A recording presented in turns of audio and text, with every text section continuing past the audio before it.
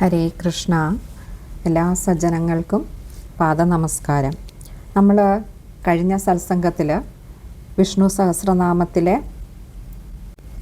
വന്ദന ശ്ലോകങ്ങൾ ഒന്ന് നോക്കുകയുണ്ടായി. ഇനി നമ്മൾ അതിൻ്റെ പൂർവ്വപീഠികയിലേക്ക് കടക്കുകയാണ്.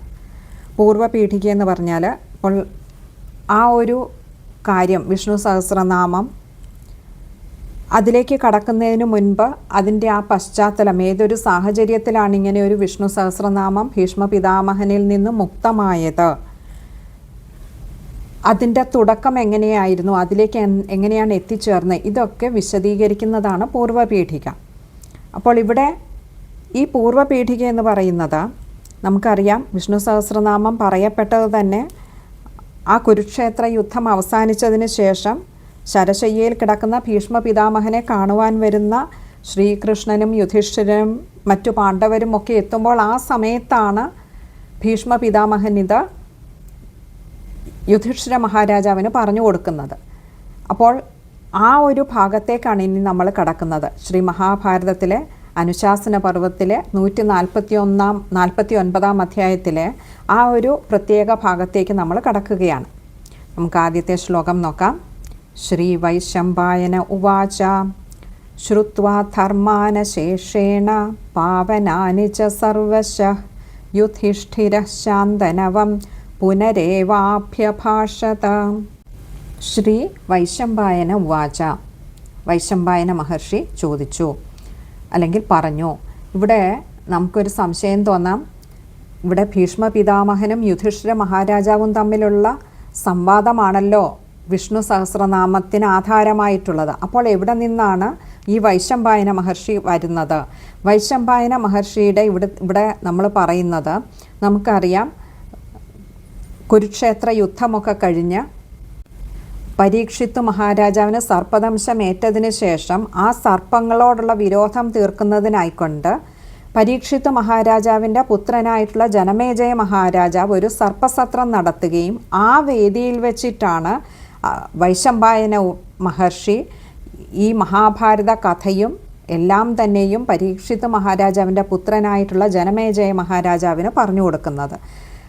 ആ ഒരു വേദിയാണ് ഇപ്പോൾ ഈ സന്ദർഭമായിട്ട് വരുന്നത്. അതുകൊണ്ടാണ് വൈശംപായന ഉവാച എന്ന് പറഞ്ഞ വൈശംപായന മഹർഷി പറഞ്ഞു. ശ്രുത്വ, അതായത് കേട്ടിട്ട്, എല്ലാം കേട്ടിട്ട്, തൻ്റെ സംശയനിവർത്തിയെല്ലാം ഭീഷ്മ പിതാമഹനിൽ നിന്നും നടത്തിയതിന് ശേഷവും ധർമ്മപുത്രർ അതെല്ലാം കേട്ടതിന് ശേഷം ധർമാനശേഷേണ, ധർമാൻ അശേഷേണ ആണ് ധർമാനശേഷേണ. ധർമാൻ എന്ന് പറഞ്ഞാൽ ധർമ്മങ്ങൾ, അശേഷേണ എന്ന് പറഞ്ഞാൽ എല്ലാ ധർമ്മങ്ങളെക്കുറിച്ചും, രാജധർമ്മം, രാജാവിൻ്റെ ധർമ്മം, അങ്ങനെ തുടങ്ങി എല്ലാ ധർമ്മങ്ങളെക്കുറിച്ചും ശ്രുത്വ കേട്ടതിന് ശേഷം പാവനാനി, പാവനാനി പറഞ്ഞാൽ ശുദ്ധീകരിക്കപ്പെട്ട, സർവശ എന്ന് പറഞ്ഞാൽ എല്ലാം വിസ്തരിച്ച് കേട്ടതിന് ശേഷം ശുദ്ധീകരിക്കപ്പെട്ട, അതുവരെ ഉള്ളിലുണ്ടായിരുന്ന എല്ലാ സന്ദേഹങ്ങളും നീങ്ങി ശുദ്ധീകരിക്കപ്പെട്ട ആ ധർമ്മപുത്രരെ യുധിഷ്ഠിര മഹാരാജാവ് ശാന്തനവം എന്ന് പറഞ്ഞാൽ ശന്തനു മഹാരാജാവിൻ്റെ മകന്. അപ്പോൾ അങ്ങനെയുള്ള യുധിഷ്ഠിരൻ പുനരേവാഭ്യഭാഷത, പുനഃ ഏവ അഭ്യഭാഷത, വീണ്ടും അഭ്യഭാഷത എന്ന് പറഞ്ഞാൽ ചോദിച്ചു, വീണ്ടും തൻ്റെ സംശയ നിവർത്തിക്കായിക്കൊണ്ട് ഇങ്ങനെയൊക്കെ ചോദിച്ചു. അപ്പോൾ ധർമ്മപുത്രർ വിവിധ രൂപത്തിലുള്ളതായിട്ടുള്ള പാപക്ഷയകരങ്ങളായിട്ടുള്ള എല്ലാ ധർമ്മങ്ങളെയും പറ്റി, കാരണം തൻ്റെ ഉള്ളിൽ ആ ഒരു പാപത്തിൻ്റെ ഒരു കുറ്റബോധം അങ്ങനെ ധർമ്മപുത്രരെ വേട്ടയാടിക്കൊണ്ടിരുന്ന ഒരു സമയമാണ്. അതുകൊണ്ട് തന്നെ പാപക്ഷയകരങ്ങളായിട്ടുള്ള എല്ലാ ധർമ്മങ്ങളെയും പറ്റി കേട്ടതിന് ശേഷം ആ ശന്തനു മഹാരാജാവിൻ്റെ പുത്രനായ ഭീഷ്മ പിതാമഹനോട് വീണ്ടും ഇപ്രകാരം ചോദിച്ചു. ശ്രീ യുധിഷ്ഠിര ഉവാച കിമേകം ദൈവതം ലോകേ കിം വാപ്യേകം പരായണം സ്തുവന്തഃ കം കമർച്ചന്തഃ പ്രാപ്നുയുർമാനവാശുഭം. കിമേകം, കിം ഏകമാണ്, കിമേകം, കിം എന്ന് പറഞ്ഞാൽ യാതൊന്ന്, ഏകം ഒന്നിനെ തന്നെ, യാതൊന്നിനെ തന്നെയാണോ ദൈവതം ഭഗവാൻ ലോകേ, ഈ ലോകത്തിൽ യാതൊന്നാണോ ഒരേയൊരു ഭഗവാനായിട്ടുള്ളത്. കിം വാപ്യേകം പരായണം, കിം വാ അപി ഏകമാണ്, കിം വാപ്യേകം, കിം യാതൊരു, വാ അപി ഏകം യാതൊന്നിനെയാണോ പരായണം പ്രാപിക്കേണ്ടത്, സ്തുവന്ത സ്തുതിക്കേണ്ടത്, അതായത് സ്തുവന്ത കം എന്നാണ്. കം എന്ന് ചോദിച്ചാൽ ആരെയാണ് സ്തുതിക്കേണ്ടത്. കമർച്ചന്ത, കം അർച്ചന്ത ആണ്, കമർച്ചന്ത യാതൊന്നിനെയാണ് അർച്ചിക്കേണ്ടത്. പ്രാപ്നുയുർമാനവ ശുഭം, പ്രാപ്നുയുഹു മാനവ, രണ്ട് വാക്കുകളാണ്. മനുഷ്യർ എന്തിനെയാണ്, മാനവ എന്ന് പറഞ്ഞാൽ മനുഷ്യർ എന്തിനെയാണ് പ്രാപിക്കേണ്ടത്. അപ്പോൾ ഈ ലോകത്ത് ഒരേ ഒരു ദൈവമുള്ളത് ആരാണ്? ഈ ലോകത്ത് ഏകമായ, അല്ലെങ്കിൽ ഏകവും ഏറ്റവും ശ്രേഷ്ഠമായിട്ടുള്ളത് അതാരാണ്? അതെന്തിനെയാണ് നമ്മളിനിയും പാരായണം ചെയ്യേണ്ടത്? ഏതൊരു ദേവനെയാണ് സ്തുതിക്കേണ്ടത്? എന്തിനെയാണ് അർച്ചിക്കേണ്ടത്? തന്നെയുമല്ല, ഇതൊക്കെ ചെയ്യുന്നത് കൊണ്ട് മനുഷ്യർക്ക് ശുഭപ്രാപ്തി ഉണ്ടാകുവാൻ യാതൊന്നാണ് അവർക്ക് ഉപകാരപ്രദമായി മാറുന്നത്. നോക്കൂ, ഇവിടെ ഈ ചോദ്യം യുധിഷ്ഠിര മഹാരാജാവ് ചോദിക്കുന്നത് തനിക്ക് വേണ്ടി മാത്രമല്ല, തൻ്റെ പിന്നാലെ വരാവുന്ന വലിയൊരു തലമുറയ്ക്ക്, ഇന്ന് കലികാലത്തിലെ ഏകദേശം 5000 വർഷം പിന്നിട്ട് നമ്മൾ ഈ കലിയുഗത്തിൽ ജീവിക്കുമ്പോൾ നമ്മൾ ഉൾപ്പെടെയുള്ളവർക്ക് വേണ്ടിയിട്ടാണ് അന്ന് യുധിഷ്ഠിര മഹാരാജാവ് ഈ ഒരു ചോദ്യം ചോദിച്ചു വെച്ചത്. നമുക്ക് അടുത്ത ശ്ലോകം നോക്കാം. കഴിഞ്ഞില്ല, ഇവിടെ യുധിഷ്ഠിര മഹാരാജാവിൻ്റെ സംശയം ഇനിയും തീർന്നിട്ടില്ല. അടുത്ത ചോദിക്കുകയാണ്, കോ ധർമ്മ സർവധർമാണാം ഭവതഃ പരമോമത കിം ജപന്മുച്യതേ ജന്തു ജന്മ സംസാരബന്ധനാത്. കോ ധർമ്മഃ, കഹ ധർമ്മഃ, കഹ എന്ന് പറഞ്ഞാൽ യാതൊരു ധർമ്മമാണ് സർവധർമാണാം എല്ലാ ധർമ്മങ്ങളിലും വെച്ച് ഭവതഃ പരമോമതഃ, ഭവതഃ അങ്ങേക്ക് ഏറ്റവും പരമമായിട്ട് ഏറ്റവും ശ്രേഷ്ഠമായിട്ട് മതഃ അങ്ങയുടെ അഭിപ്രായത്തിൽ യാതൊരു ധർമ്മമാണ് ഏറ്റവും ശ്രേഷ്ഠമായിട്ടുള്ളത്. കിം ജപൻ മുച്യതേ, കിം യാതൊന്നാണ് ജപിക്കേണ്ടത്, എന്തിന്? മുച്യതേ മോചനം കിട്ടുന്നതിനായിട്ട്. എവിടെ നിന്ന്? ജന്മസംസാര ബന്ധനാത്, ഈ ജന്മസംസാര ബന്ധനങ്ങളിൽ നിന്ന് ജനന മരണ ചക്രമാകുന്ന ഈ ഒരു ബന്ധനത്തിൽ നിന്ന് മുക്തി നേടുന്നതിന് വേണ്ടി എന്താണ് ജപിക്കേണ്ടത്, എന്താണ് ചെയ്യേണ്ടത്? ഇപ്പോൾ അനേകം സംശയങ്ങളായിരിക്കുന്നു. നോക്കൂ, ഇവിടെ ഒരു 6 ചോദ്യങ്ങൾ ചോദിക്കുന്നുണ്ട്. ലോകത്തിൽ ഒന്നു മാത്രമായിട്ടുള്ള ആ ഒരു ഭഗവാൻ ആരാണ്? എന്തിനെയാണ് സ്തുതിക്കേണ്ടത്? എന്തിനെയാണ് അർച്ചിക്കേണ്ടത്? മനുഷ്യർക്ക് എന്തിനെയാണ് പ്രാപിക്കേണ്ടത്? മനുഷ്യർക്ക് ശുഭമുണ്ടാകുന്നതിനായിക്കൊണ്ട് ഇതിൽ ഏതൊക്കെയാണ് ചെയ്യേണ്ടത്, എന്തൊക്കെയാണ് ചെയ്യേണ്ടത്? പിന്നെയോ, സർവധർമ്മങ്ങളിലും വെച്ച് ഏറ്റവും ശ്രേഷ്ഠമായിട്ടുള്ള ധർമ്മം എന്താണ്? ഈ ജന്മസംസാര ബന്ധനത്തിൽ നിന്നും മുക്തി നേടുന്നതിന്, അല്ലെങ്കിൽ ഏതൊന്നിനെ ജപിച്ചാലാണ് ഈ ജനന മരണ ചക്രത്തിൽ നിന്ന് മുക്തി നേടുവാനാകുന്നത്? ഇങ്ങനെ തുടങ്ങി 6 ചോദ്യങ്ങളാണ് യുധിഷ്ഠിര മഹാരാജാവ് ഭീഷ്മ പിതാമഹനോട് ചോദിക്കുന്നത്. ഇനിയും ഭീഷ്മ പിതാമഹൻ അതിനുള്ള ഉത്തരം പറയുകയാണ്. ശ്രീ ഭീഷ്മ ഉവാച ജഗത്പ്രഭും ദേവദേവമനന്തം പുരുഷോത്തമം സ്തുവന്നാമ സഹസ്രേണ പുരുഷ സതതോത്ഥിത. ഏറ്റവും ഒടുവിൽ ചോദിച്ച ചോദ്യത്തിന് ഏറ്റവും ആദ്യം തന്നെ അങ്ങ് ഉത്തരം പറയുകയാണ്. എന്താണ് മനുഷ്യരെ ഈ ജന്മസംസാര ബന്ധനങ്ങളിൽ നിന്ന് മോചിപ്പിക്കുന്നതിന് ഉതകുന്നത് എന്ന് യുധിഷ്ഠിര മഹാരാജാവ് ചോദിച്ചപ്പോൾ അതിനുള്ള ഉത്തരമാണ് ആദ്യം പറയുന്നത്. ജഗത് പ്രഭും, ഈ ജഗത്തിൻ്റെ മുഴുവൻ പ്രഭുവായിട്ടുള്ള അല്ലെങ്കിൽ നാഥനായിട്ടുള്ള ദേവദേവമനന്തം, ദേവദേവം അനന്തം 2 വാക്കുകളാണ് അവിടെ. ദേവദേവം എല്ലാ ദേവന്മാർക്കും ദേവനായ, അനന്തം അന്തമില്ലാത്തതായിട്ടുള്ള, അല്ലെങ്കിൽ ആ അന്തമുണ്ടാകണമെങ്കിൽ ഒരു തുടക്കമുണ്ടാകണം. അപ്പോൾ ആദ്യവും അന്തവും ഇല്ലാത്തവനായിട്ടുള്ള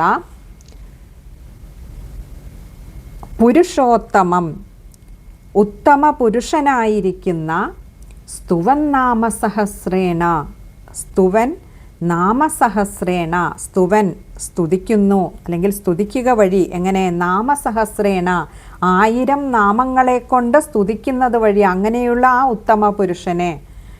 പുരുഷ സതതോത്ഥിത, പുരുഷ യാതൊരു മനുഷ്യനാണോ അങ്ങനെ സ്തുതിക്കുന്നത്, സതതോത്ഥിത, സതത ഉത്ഥിത, എപ്പോഴും അങ്ങനെ സ്തുതിക്കുന്നത്, അങ്ങനെയുള്ളവൻ ഉത്ഥിത, അവൻ ഈ ജന്മസംസാര ബന്ധനത്തിൽ നിന്നൊക്കെ മുക്തി നേടുന്നതാണ്. അപ്പോൾ ഈ ലോകത്തിൻ്റെ മുഴുവൻ നാഥനായിട്ടുള്ളതും അതുപോലെ ബ്രഹ്മാവ് മുതലായിട്ടുള്ള ദേവന്മാർക്ക് പോലും ദേവനായിരിക്കുന്നവനും ആദ്യന്തരഹിതനുമായിട്ടുള്ള ആ ഉത്തമ പുരുഷനെ, സാക്ഷാൽ മഹാവിഷ്ണു ഭഗവാനെ സഹസ്രനാമങ്ങൾ കൊണ്ട് ആരാണോ സ്തുതിക്കുന്നത്, അവർ ഈ സംസാര ചക്രത്തിൽ നിന്ന് മുക്തി നേടുന്നതാണ്. അടുത്ത ശ്ലോകം. തമേവ ചാർച്ചയൻ നിത്യം ഭക്ത്യാ പുരുഷമവ്യയം ധ്യായൻ സ്തുവൻ നമസ്യംശ്ച യജമാനസ്തമേവ ച. അപ്പോൾ ആദ്യത്തെ ചോദ്യത്തിനുള്ള ഉത്തരം കഴിഞ്ഞു. അടുത്തതിലേക്ക് വരിക. തമേവ ചാർച്ചയൻ നിത്യം, തം ഏവ, ആ ഒന്നിനെ തന്നെ, ആ പരബ്രഹ്മസ്വരൂപിയായ ഭഗവാനെ തന്നെ, ചാർച്ചയൻ നിത്യം, ച അർച്ചയൻ നിത്യം, നിത്യം എന്നും അർച്ചിക്കുക, ച അർച്ചയൻ അർച്ചിക്കുകയും ചെയ്യുന്നത്, ഭക്തിയ അതെങ്ങനെ വേണം? ഭക്തിയോടുകൂടി അർച്ചിക്കുകയും ചെയ്യുന്നത്, പുരുഷമവ്യയം, പുരുഷം അവ്യയം, പുരുഷം ആ ഒരു മഹാപുരുഷനെ ഭഗവാനെ എങ്ങനെയുള്ളത്? അവ്യയമായിട്ടുള്ളത്. വ്യയം എന്ന് പറഞ്ഞാൽ കുറവുകൾ, ക്ഷയം. വ്യയം എന്ന് പറഞ്ഞാൽ അതിൽ ക്ഷയമുള്ളത്, നാശമുണ്ടാകുന്നത്. അവ്യയം എന്ന് പറഞ്ഞാൽ ക്ഷയമില്ലാത്തതായിട്ടുള്ള, ഒരു കുറവുകളുമില്ലാത്തതായിട്ടുള്ള ആ പരമപുരുഷനെ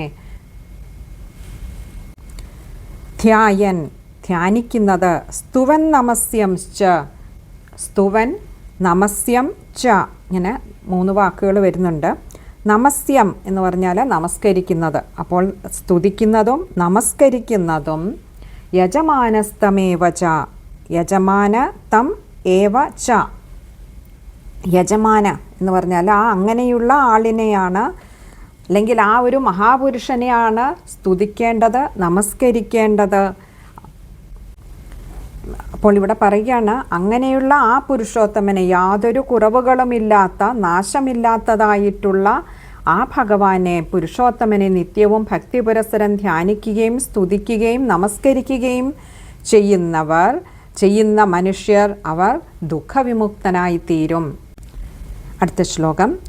അനാദിനിധനം വിഷ്ണും സർവലോകമഹേശ്വരം ലോകാധ്യക്ഷം സ്തുവൻ നിത്യം സർവദുഃഖാദികോ ഭവേത്.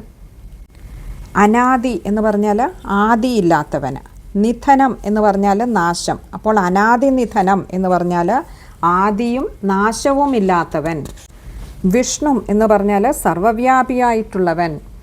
സർവലോകമഹേശ്വരം, സർവലോകത്തിനും മഹാ ഈശ്വരനായിട്ടുള്ളവൻ, സംരക്ഷകനായിട്ടുള്ളവൻ, അല്ലെങ്കിൽ നിയന്താവായിട്ടുള്ളവൻ.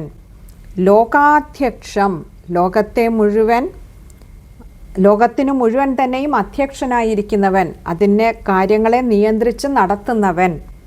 സ്തുവൻ നിത്യം, സ്തുവൻ നിത്യം എന്നും സ്തുതിക്കുന്നതിലൂടെ സർവദുഃഖാദികോ ഭവേത്, സർവദുഃഖാദിക എല്ലാ ദുഃഖങ്ങളെയും തരണം ചെയ്യുവാൻ ഭവേത് കഴിയുന്നു. അപ്പോൾ ജനനവും സ്ഥിതി വർധനമല്ലെന്നുണ്ട് ക്ഷയം നാശം മാറ്റം എന്നിങ്ങനെയുള്ള 6 നിലകളും, ജനനം സ്ഥിതി വർധനം മാറ്റം ക്ഷയം നാശം, ഇത് സൃഷ്ടിക്കപ്പെട്ട എല്ലാ ഭൂതങ്ങൾക്കും ഈ 6 നിലകൾ ബാധകമാണ്. എന്നാൽ ഈ 6 നിലകളും ഇല്ലാത്തവനും ലോകം മുഴുവൻ വ്യാപിച്ചിരിക്കുന്നവനും അതുപോലെ എല്ലാ ലോകങ്ങളുടെയും അധീശ്വരനുമായിട്ടുള്ള, ലോകത്തെ മുഴുവൻ നിയന്ത്രിക്കുന്നവനായിട്ടുള്ള ആ ദേവനെ സദാ സ്തുതിക്കുന്നത് ആരാണോ അവരെല്ലാ ദുഃഖങ്ങൾക്കും അതീതനായി ഭവിക്കും. 7-ാമത്തെ ശ്ലോകം. ബ്രഹ്മണ്യം സർവധർമ്മജ്ഞം ലോകാനാം കീർത്തിവർദ്ധനം ലോകനാഥം മഹദ്ഭൂതം സർവഭൂതഭവോദ്ഭവം. ബ്രഹ്മണ്യം, ബ്രഹ്മജ്ഞാനികൾക്ക് ഹിതത്തെ നൽകുന്നതായിട്ടുള്ളവ, സർവധർമ്മജ്ഞം എല്ലാ ധർമ്മങ്ങളെയും അറിയുന്ന ബ്രഹ്മജ്ഞാനികൾക്ക് ഹിതത്തെ നൽകുന്നതായിട്ടുള്ള, ലോകാനാം എല്ലാ ലോകങ്ങൾക്കും, അതായത് ഈ ലോകത്തിലുള്ള എല്ലാ സത്തുക്കൾക്കും കീർത്തിവർദ്ധനം കീർത്തിയെ വർദ്ധിപ്പിക്കുന്നതായിട്ടുള്ള, ലോകനാഥം ഈ ലോകത്തിനു മുഴുവൻ നാഥനായിട്ടുള്ളവനായിട്ടുള്ള, മഹത്ഭൂതം മഹത്തായിട്ടുള്ള ഭൂതം എന്ന് പറഞ്ഞാൽ ഭൂതം എന്നാൽ ഉണ്ടായത്, ഭഗവാൻ ഉണ്ടായതല്ല, ജനന മരണങ്ങൾക്ക് അതീതനാണ്. അപ്പോൾ അവയിലെല്ലാം ഉണ്ടായവയിലൊക്കെ വെച്ചിട്ട് ഏറ്റവും മഹത്തായിട്ടുള്ളവനായ, സർവഭൂതഭവോദ്ഭവം സർവഭൂതങ്ങളും യാതൊന്നിൽ നിന്നാണോ ഉണ്ടായിട്ടുള്ളത്. അപ്പോൾ അങ്ങനെയുള്ള ആ ഭഗവാനെ, അതായത് ബ്രഹ്മാവിനും ബ്രാഹ്മണനും തപസ്സിനും വേദങ്ങൾക്കും ഒക്കെ ഹിതത്തെ ചെയ്യുന്നവനായ, എല്ലാ ധർമ്മങ്ങളും അറിയുന്നവനായിട്ടുള്ള, എല്ലാ ജീവജാലങ്ങളുടെയും കീർത്തിയെ എല്ലാ സജ്ജനങ്ങളുടെയും കീർത്തിയെ വർദ്ധിപ്പിക്കുന്നവനായിട്ടുള്ള, ലോകത്തിൻ്റെ നാഥനായിട്ടുള്ള ആ മഹത്തായ ബ്രഹ്മം തന്നെയായിരിക്കുന്നവനും സർവചരാചരങ്ങളുടെയും ഉൽപ്പത്തി സ്ഥാനമായിരിക്കുന്നവനുമായ ആ ദേവനെ സദാ സ്തുതിക്കുന്നത് ആരാണോ അവരെല്ലാ ദുഃഖത്തിനും അതീതനായി ഭവിക്കും. ഇനി 8ാമത്തെ ശ്ലോകം.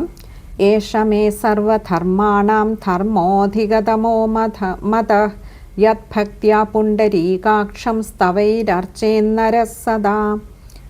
ഏഷ മേ ഏഷ ആ, അതായത് യാതൊരാളാണോ, മേ എൻ്റെ, സർവധർമാണാം എല്ലാ ധർമ്മങ്ങളിലും വെച്ച്, ധർമ്മോധികതമോ മതഃ ധർമ്മ അധികതമഃ ഏറ്റവും ഉത്കൃഷ്ടമായിട്ടുള്ള ധർമ്മം, മതഃ എന്ന് പറഞ്ഞാൽ മതം അഭിപ്രായം, എൻ്റെ അഭിപ്രായം, മേ മതഃ, യത് ഭക്തിയ യാതൊന്നാണോ ഭക്തിയോടുകൂടി, പുണ്ടരീകാക്ഷം താമര കണ്ണുകളോട് കൂടിയിട്ടുള്ള, സ്തവൈരർച്ചേന്നരഃ സദാ സ്തവൈഹി അർച്ചേൻ നരഹ, ഇങ്ങനെ സദാ ഇങ്ങനെ 4 വാക്കുകൾ അവിടെ വരുന്നുണ്ട്. സ്തവൈ എന്ന് പറഞ്ഞാൽ സ്തുതിക്കുന്നുവോ, അർച്ചേൻ അർച്ചിക്കുന്നുവോ, നരഹ മനുഷ്യൻ, സദാ എപ്പോഴും. അപ്പോൾ ഒരു മനുഷ്യൻ എപ്പോഴാണോ ആ താമരക്കണ്ണനായിട്ടുള്ള ശ്രീവാസുദേവനെ എല്ലായ്പ്പോഴും അർച്ചനം ചെയ്യുന്നത്, അർച്ചിക്കുന്നത്, അങ്ങനെ ആ അർച്ചനം ചെയ്യുന്നത് യാതൊന്നോ അതാണ് എല്ലാ ധർമ്മങ്ങളിലും വെച്ച് ഏറ്റവും മഹത്തായ ധർമ്മമെന്നാണ് എൻ്റെ അഭിപ്രായം. അപ്പോൾ ഇവിടെ ആരെയാണ് അർച്ചിക്കേണ്ടത്, ആരെയാണ് സ്തുതിക്കേണ്ടത്, ആരെയാണ് പ്രാപിക്കേണ്ടത്, എന്താണ് എല്ലാത്തിലും വെച്ച് ഏറ്റവും ശ്രേഷ്ഠമായ ധർമ്മം, ഇങ്ങനെ 4-5 ചോദ്യങ്ങൾക്കുള്ള ഉത്തരം പറഞ്ഞു കഴിഞ്ഞു ഭീഷ്മ പിതാമഹൻ.